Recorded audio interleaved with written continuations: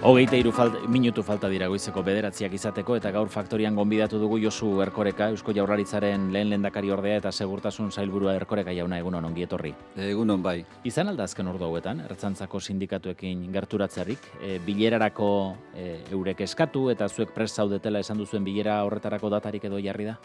Ba ez berezirik, sareetatik ikusten denetik gaur mugimendua sindikalak eta sindikatuen batasunak omen daukate batzarra.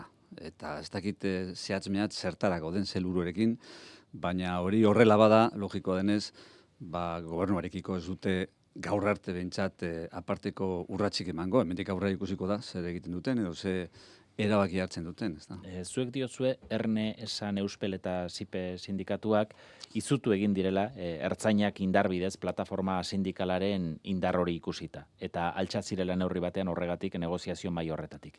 Ikusita auziak zen norabide hartu duen, ikusi duzu azken egunotan aldaketarik sindikatuen jarreretan, alegia sindikatuek plataformaren aurrean berriz ere ekimena hartu izana igerri duzue? Bueno, nik sindikatuak ikusten ditut ekimena hartu nahian eta euren urratzen jabe izan nahian, ezta? Kontua da, atzean dagoen mugimenduak, era guztietako mezuak, mehatxuak, kontrol saioak egiten dizkiela, ezta? Eta oraintsu agerraldi publiko batean esan zuten mesfidantza osoa sentitzen zutela sindikatuekiko, eta sindikatuak administrazioarekin izan ditzaketen batzar guztietan presente egon nahi zutela, hor eztabaidatzen zen guztiaren berri izateko eta beraien iritzia eta ikuspuntuak emateko baita ere. Claro, baldintza horiek bitarteko oso zaila da benetan autonomiaz jokatu ahal izatea eta erabaki propioak hartu ahal izatea mugimenduarekiko, zan nahi dut, mugimenduarekin konparatuta, oso zaila da horrela esatea, espada, zu benetan erabaki sendoa irmoa hartzen dutela beraien aktiboa aktibatzeko eta erakusten emateko gizarte guztiari legez eratutako sindikatuak beraiek direla, aukeratutako sindikatuak beraiek direla, duela urtebete oraindik deitutako hauteskunde libre eta transparente batzuetan, eta beraz, zilegitasuna negoziatzeko eta administrazioarekin harremanak izateko beraiena dela ez inora eta tutela jerik ez dutela aitortuko, baina horrelakorik orain arte ez dugu ikusi. Plataforma honen atzean nor dagoen ez dakizuela, adierazi duzue, egin dituzten adierazpenak era anonimoan egin dituzte, baina jokatzeko moduarekin eskuin muturretik gertu dauden jokabideak identifikatu dituzte askok, eta aste honetan mikrofon honetan bertan esate baterako Miren Gorrotxategik Ertzaintzaren jusapolizazioaz hitz egin zigun. Hori ikusten duzue badagoela plataforma honen atzean zuek? Bueno, nik ez nuke horrelako espekulaziorik egin nahi. Zan nahi dut, movimentuak hortze daude, movimentu honek bere berezitasunak eta ezaugarri argiak dauzka, eta bere garaian Jusapol implantatu zenean, gizarteratu zenean, eta sindikatu guztiak baldintzatu zituenean, orduan egia da nola halako antzekotasun bat badagoela. Baina arek hemen isladarik duenik, nik horrelakorik nuke izango, ez arrazoirik egon daiteke, nik ez dute paralelismo horiek ez ditute eukatuko, ezta? Baizik eta nik neuk ez dakit seguru eta ez dagokit gainera hor sakontzea eta horren araberako planteamentuak egitea. Gure solaskidetza sindikatuekin daukagu eta kito besterik ez, ezta? Eta orduan Josu Bujanda Ertzaintzaren zuzendariak zer esan nahi zuen aipatu zuenean pasaden igandeko ekitaldi horretan, barruan gaur egunera Ertzaintzaren eredua arriskuan jartzen duten joerak daudela esaterakoan. Bueno, Josu Bujanda irrati honetan atzo egon zen, igual hori izango zen momentua galdetzeko, ezta? Berak esan dago dira. Radio Euskadin izan zen, ez genuen zuzenean galdera egiteko modurik izan. Baina ikusten duzu eredu arriskuan jarri dezaketen joerak daudela? Bueno, arrisku puntu bat egon badago, baina neurri handi batean hori sindikatuen arabera egongo den gauza bat izango da, sindikatuak beraiek erabakiko dute baita ere zer jardun hartuko duten eta benetan makurtu egingo diren ala ez diren mugimenduaren planteamentu guztietara, eta gero, badago baita ere kolektibo bat Ertzaintza bera, Ertzaintzak 8.000 kideko plantilla bat dauka, momentu honetan jardunean 7.600 bat izango dira, beraiek ere zeresan handia daukate, hemen batera ala bestera egiteko, eta sindikatuak bezarkatzeko, ala, movimentu horren inguruan jarduteko, horri gehientasuna eta zilegitasuna aitortzeko, eta bere planteamenduen eta estrategien arabera jokatzeko. Atzo Michel Lakuntzak esan zigun Ertzaintzen ordezkaritza bai, baina batasun sindikal horretatik aparte geratu den sindikatuatik esan zuen, neurri batean eredu horretaruntz Ertzaintza zuek gidatu duzuela. Hautaketan, formazioan, ahalbidetzen dela era honetako jarrerak lehen lerroan jartzea. Hautaketan eta formazioan nik neuk ez dakit zein edukitan bideratu dan ertzaina, edo ertzaintza, horrelako planteamentuetara. Esan nahi dut, hautaketa prozesu erabat objektiboa da, kontrolagarria da, gardena da erabat ikuspuntu guztietatik, hainbat aldiz izan da aurkatua eta errekurritua, sindikatu diferenteek hainbat errekurso jarri dituzte, eta auzitegien eraginez joan izan da baita ere hori depuratzen eta bideratzen. Bestalde batetik hautaketa prozesu horiek legean jasotakoaren arabera daude. Beraz, hortik ezin gaitezkegu urrundu, ezta? Epaitegiek esate baterako bere garaian hautaketa prozesuetatik baliogabetu zuten elkarrizketa personala. Horrek esate baterako kendu du aukera bat perfil desegoki batzuk baztertzeko?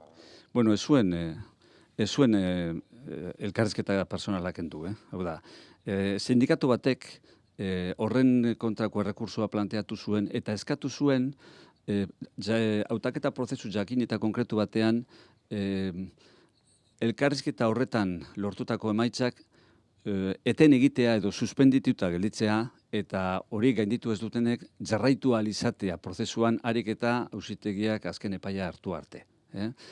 Azken epaia ez da orain arte eman, eta, hautaketa prozesu horretan azaldu ziren ertzainak ja kalean daude eta erabat izendatuta daude, eta beraz, zalantzan jartzen dutenak badira. Baina egia da baita ere, elkarrizketa horrek bermatzen duela neurri handi batean, prestakuntza personalaz aparte, frogatutako gaitasunetaz aparte, gaitasun fisikoak, ezaguera teorikoak, eta horietaz guztietaz aparte, psikologo batek ertzain eredu baten araberako elkarrizketa bat egiten dizula, eta horren ondorioz esaten duela, edo ondorioztatzen duela benetan, agintearen agentea izateko behar den oreka ematen duzun ala ez duzun. Kontuan hartu behar da, behin kalera joan ezkero ertzain batek badituela ahalmen batzuk, agintearen agentea delako, badauka bere aldeko presuntzio bat esate baterako, berak berzio bat defendatzen duenean eginkizun baten inguruan eta herritarrak beste berzio bat defendatzen duenean beste hirugarrenik ez baldin badago agentearen hitza nagusitu egiten da. Claro, ahalmen horiek ez badira bermatzen neurri handi batean. Aginte horiek edo ahalmen horiek guztiak orekaz egikaritzen direla, nik uste hautaketa prozesua hankamoz geldituko litzatekela. Hori segurazki beste sektore profesional batzuetan askotan ere egin beharko litzateke ez baita oraindik egiten, ezta? Baina ertzainen kasuan nik argi ikusten dut hori beharrezkoa dela, ezta?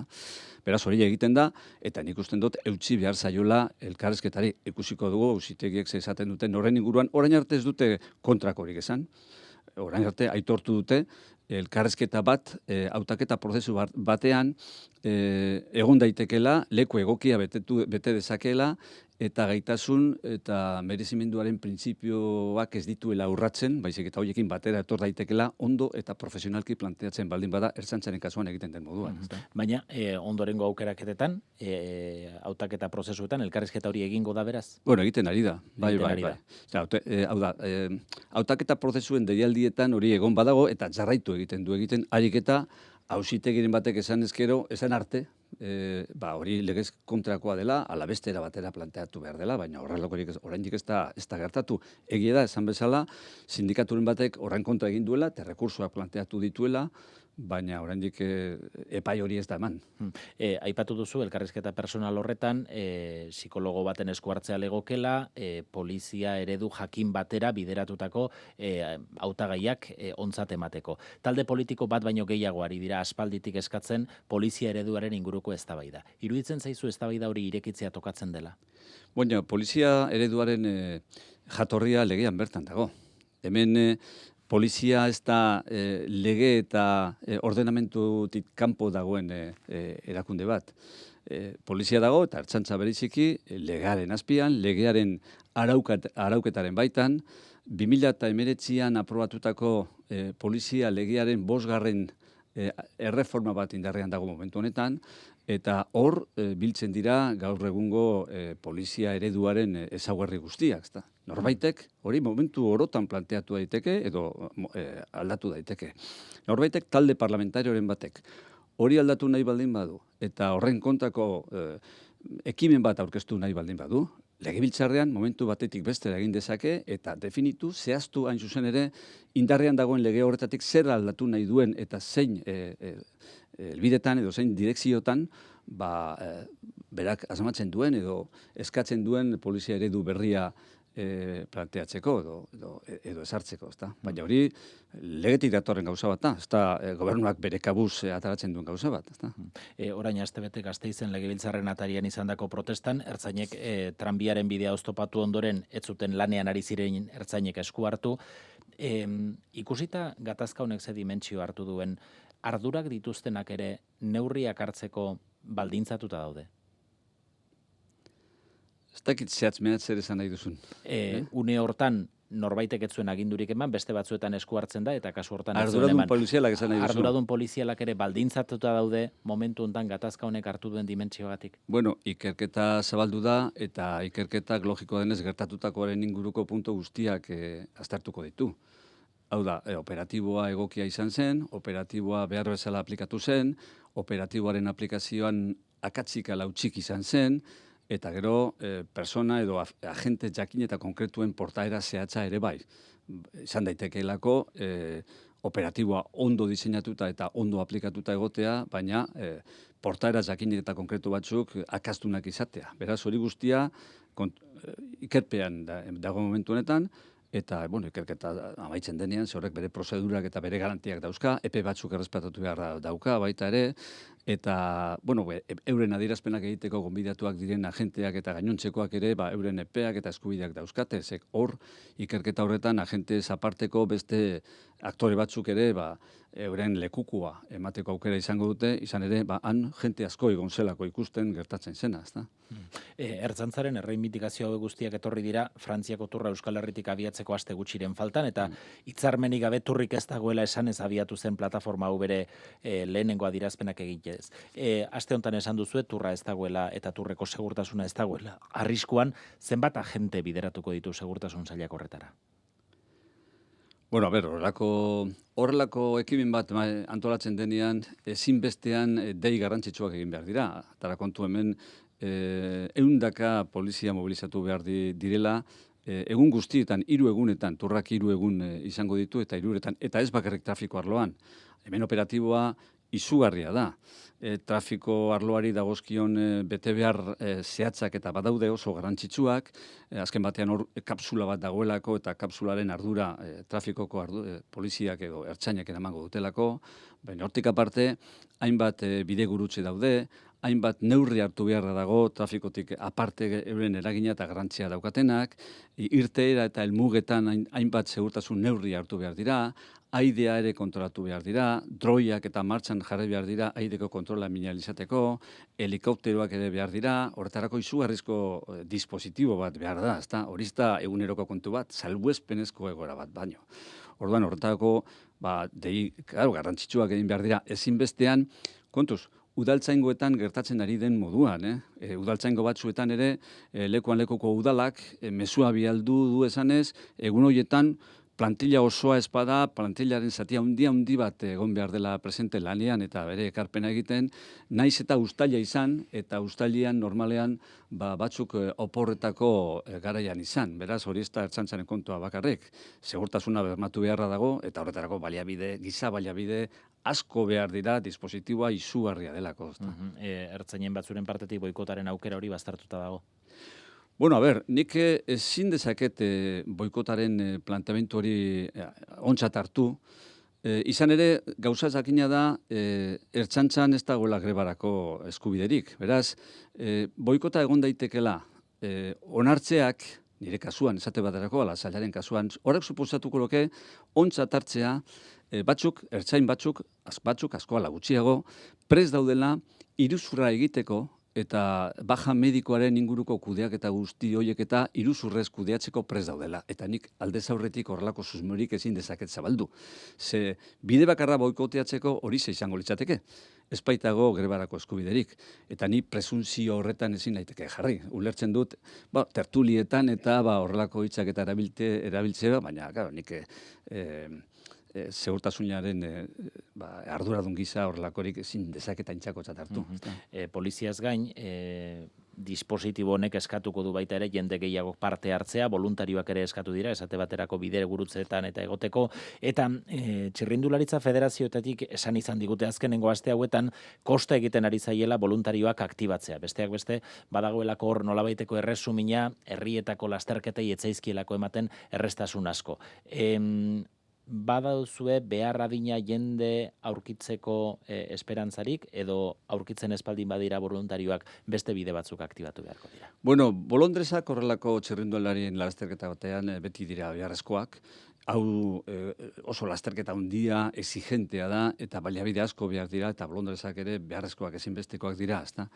Bolondresen rekrutazioa horiek bilatzea eta ez dagokio segurtasun sailari, horretan beste aktore batzuk ibili izan dira eta dabiltza, eta bai, aitortu digute, zailtasun batzuk badauzkatela, baina ez digute mezu eskorrik bialdu. Hau da, gauzak beranduago eta geldoago, baina badoazela osatzen eta behar ditugun baliabideak beteko ditugulakoan gaude, ezta? Nik hori da bentsat segurtasun sailean jasotzen ditugun informazioak, ezta?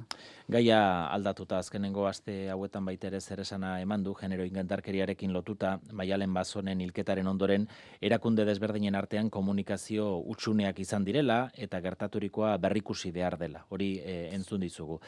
Honi lotuta puntu desberdina daude. Batetik, biktima zehatz honen kasuan, Maialen Basonen kasuan, Euskadin eta Euskaditik kanpo bizi zen aldika, eta larritasun maila desberdina zeukan toki batean eta bestean. Ez dakit polizia desberdinen artean gaiaren jarraipena egiterakoan zer hobetu daiteke? Bueno, bai, lotura hobeto zehaztu, komunikazio telematikoa gehiago lotu, azkartu komunikazio hori. Gaur egunean konpromisoa egon badago lotura telematikoak gauzatu alizateko, kontua da berrikuntza teknologikoa dela eta lotura horiek erabat ezin izan ditugula gaur arte osatu eta ezarri, ezta? Egia da, estatuko poliziek biogen sistema erabiltzen dute ebaluazio hori egiteko, arriskuaren balorazio hori egiteko, ezta? Eta biogen hori soporte informatiko batean oinarrituta dago, eta soporte hori gaurkotzen eta aldatzen ari dira, eta hori aldatu bitartean lotura informatiko hori ezin daiteke erabat egin. Polizien artean zer hobetu badago, inolako zalantzarik gabe, baina hemen poliziak bakarrik ez daude jokoan, fiskaltzak, epaileak eta bar daude, ezta? Eta hor segurazki komunikazioa hobetzea, elkar ulertzea, areagotzea eta indartzea ona izango litzateke, gauza asko daudelako momentu batean utz egin dezaketelako, eta hemen argi dago erakundeak ez garela gai izan emakume honi Maialen Izor genion babesa erabat eta osotasunean bermatzeko, ezta? Babesa bazeukan, egia da, neurriak hartu ziren, baina ez ziren nahikoak izan bere heriotza ebitatzeko. Urruntzea agindu bat egon bazegoen, argi dago hori urratu zela, baina hala ere gizonezko ez zen atxilotu. Aurrerantzean, urruntzea agindu hori urratzen denean, naiz eta biktimak esan eman duela bera konsentimentua, atxiloketa horiek egingo dira kasu guztietan. Bueno, baina kasu honetan gainera eskumuturreko telematikorik ere zekarren. Espainiatik zetorren, zan nahi dut, Gasteizen egon zen urtarrilean, baina gero Gasteizetik aldegin zuen, eta hainbat probintziatik ibili zen Espainian zehar, eta egia da salaketa bat bazeukala Torremolinoseko epaitegi batean, egia da baita ere Torremolinoseko epaitegi horrek erabaki zuela urrunketa erabaki bat hartu zuela gizonarekiko, baina egia da baita ere bien bitartean elkarrekin bizi izan direla, eta gizon honek naiz eta urruntzeko agindua jasoa izan berarekin bizi zela eta ez zeukala eskumuturreko telematikorik ere.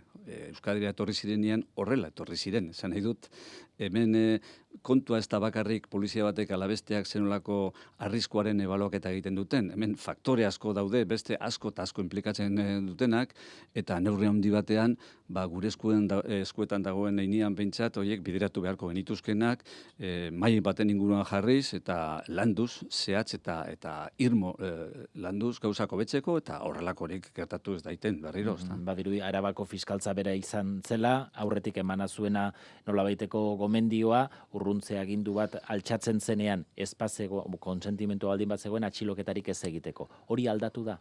Bueno, nik erantzule konkretuak baino nahiko nuke familiak berak, bere komunikatuan, ondo azpimarratu zuen gauza bat adierazi. Hemen gauzak hobetu beharra dagoela argi dago, komunikazioan zer hobetu egon badagoela, baina familiak berak esan zuen, inok ez dezala errudunik aurkitu erailtzailearen gandik aparte. Erailtzailea bera da erruduna eta gainontzeko guztien kontra guk familia gisa ez daukagu ezer. Zer hobetu badago, baina orain azten bagara batera eta bestera begiratzen.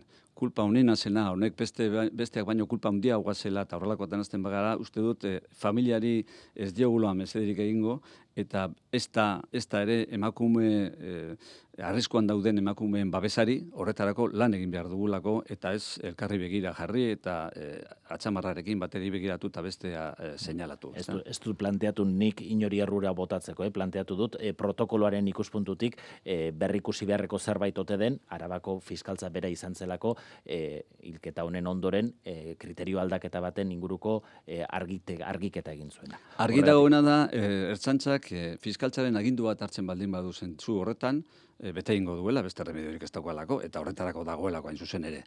Eta epaileen kasuan berdin, epaileak esaten badu, hau alabestea egin behar dela emakumearekin, eskumuturreko pulsera telematiko bat jarri behar zaiola, edo dena delako neurri hartzen baldin badu, ertzaintzak berari dagokion heinean eta esparruan bentsat hori beteko du inolako zalantzarik gabe. Hoiek espadaude, agian baia beste esparru batean jartzen gaitu, eta orduan bakoitza bere tresnak eta irizpideak dauzka. Arartekoak bestalde aste honetan, Eusko Legebiltzarrean esan du, ertzainetxeetan salaketa jartzera joandakoan, etzaiela beti harrera egoki egiten indarkeria matxistaren biktimei, eta izan direla kasuak, sinesgarritusunik ematen etzaienak, edota salaketa ez jartzeko esan zaienak. Zuen sailean detektatu dituzue olakoak, zer zuzendurik hartatzeko protokolo horietan badagoela uste duzu, Bueno, nik gauza bat adierazi nahiko nuke honi erantzun aurretik argite garbi. 2022 urtean, joan den urtean, Euskadiko ertzainetxeetan aurkeztu ziren eta onertu ziren berehala tramitatuz 928 salaketa askatasun sexualaren delituekin lotuak. 928. Genero indarkeriaren inguruan 5.400 salaketa onartu eta tramitatu ziren. Horiek guztiak tramitatze bidean daude eta bakoitza bere lekuan. Are gehiago, horiek guztiak salaketa aurkeztu eta gero paper bat bete beharra daukate ebaluatzeko zein izan den ertzaintza horretan jaso duten arreta ona egokia izan den ala ez den. Bueno, 0tik 10 tarte horretan, 9 baino puntu erdi baino gutxiago gaude, batez bestekoan, 9an. Zan edut, lana izugarria dela, salaketa jasotzeak funtzionatu egiten duela milaka kasutan, eta ebaluaketa, interesatuek egiten duten ebaluaketa, 0tik 10 tarte horretan 9aren bueltan daudela. Hori da realitatea. Kasu bakar batetaz ari gara. Bueno, besteren bat ere eman daiteke, baina kasu bakar batetaz hitz egiten ari gara. Ez dakit hori generalizatu egin daitekeen, ez dakit berak arartekoak ere, erabili dituen hitzekin hori generalizatzeko bide eman duen ala ez duen, nik ez dut zuzenean entzun, baina ez dakit zein neurritan, beraz, kasu batetaz ari gara. Kasu horretan, planteatu zaiguna izan da, lehenago protokoloa gaurkotu eta hobetu beharra dagoela. Protokolo nahiko aurreratua da, eta protokoloa eguneratzen dugu beti lege berri bat dagoenean arlo horretan eragina daukana. Protokolo hori eraberritu zen eta gaurkotu zen argi eta garbi eta modu sakonean umeen eta nerabeen lege integrala aprobatu zenean duela urte batzuk korte nagusietan. Eta orain berritze prozesu berri batean gaude, ziezi delako legearen aplikazioaren ondorioz. Beraz, hori bagaude, berak arartekoa rekomendazio hori egiten zuen, hori egiten bagaude, eta hori bukatzen dugunean, honen berri emango diogu, prozesu hori esan bezala etengabekoa delako, eta lege berri bat ematen den momentuan hori egiten delako. Bigarren planteamendu bat egiten zuen, zer nola jokatu daiteken ertzain jakin konkretu batek protokoloa behar bezala betetzen ez duenean eta horrelako kasu batean. Horretarako reakzio disiplinario bat egon behar da, eta baliteke kasu honetan behar bezala funtzionatu ez izana.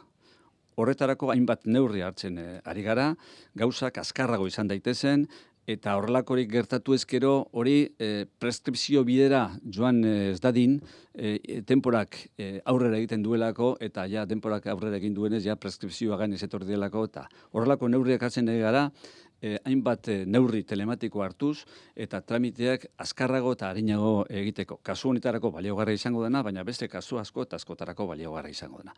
Gero, arartekoak eskatzen zuen baita ere, nahi zuela jakin zer gertatu zen kasu honetan puntu guztiekin. Bueno, dokumentazio guztia bere mailan dauka, dena.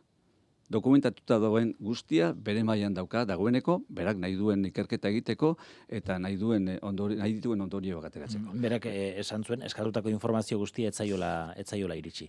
Harrezkero igorri zaio. Bueno, gauza bat esango dizut. Nik asteartean Gobernu Kontseilua izan nuen Busturian, gauza jakina denez, hortik gero ekitaldi batera joan nintzen helikopteroak eta zeudelako gure jorretako basean, eta mozoak eta kanpoko beste polizia batzuk eta etorritakoak ziren, eta nik deskubritu nuen arratsaldeko 6etan, berak bialdu zidela gutun bat esanez, bueno, ja gai hau itxi egiten dut, jakin dezazun, itxi egiten dudala gai hau, eta ikerketan ez dudala jarraituko, naiz eta hemendik aurrera zuk zerbait egiteko aukera, edo zerbait emateko, dokumentazio emateko aukera badaukazu, nik itxi egiten dut. Ez nuen ondo ulertu zer esan nahi zuen, gero konturatu nintzen zer esan nahi zuen, hurrengo gunean egingo zuen estinifikaziorako behar zuen baldintza hori zezelako, ezta? Bueno, egin du bere estinifikatzioa, eman beharreko urratsak eta bar, nik hori ikusi nuenean batean nik kanpoan nagoela dokumentu hori bialduta, berehala bialdu nion, berak eskatzen duen dokumentazioa badauka, bere mahai gainean dauka, eta orain, zin dezake esan lagundu ez dugunik, ala dokumentazio horiek eman ez digunik, hori batean etorri zan, momentatik bestera, eta berehala arratsalde horretan ezinbestean jaso behar nuen dokumentazioa mesedez hartzeko eta eskatzeko, eta bar. Nik kanpoan egon nintzen egun guztian, eta horren berri izan nuen erako arratsaldeko 6ak ziren, eta esan bezala, hurrengo gunean ja bialdu nion eskatzen zuen guztia. Bialduta dago eta bere poderean dago ja. Azken kontu bat. Uztailean beste erronka bat ere badago turraz aparte, eta da hauteskunde orokorrak, eta horren dispositiboa ere antolatu beharra izango da, eta segurtasun sailak horre izango du esku hartzeren bat. Oporretatik ikusita zenbat alegazio izango diren gainera mailan egoteko, oporrengatik. Hauteskunde hauek badute zailtasun gehigarririk zure ikuspuntutik? Segurtasun ikuspuntutik, segurtasunaren ikuspuntutik ez dut uste aparteko arazori planteatuko dutenik. Hauteskunde prozesua berak kudeatzearen ikuspuntutik bai, inolako zalantzarik gabe, baina hauteskunde hauek estatuak deitzen ditu, korte nagusietarako dira, eta beraz horren ardura ez da gurea. Segurtasunarena bai, baina ez hauteskunde prozesua berak kudeatzeari buruzkoa, eta hori estatuak badauka bai benetan erronka garrantzitsua. Josu Erkoreka, segurtasun sailburu eta lehendakari orde. Eskerrik asko gaur, Euskadi Irratira etortzeagatik. Eskerrik asko zuei.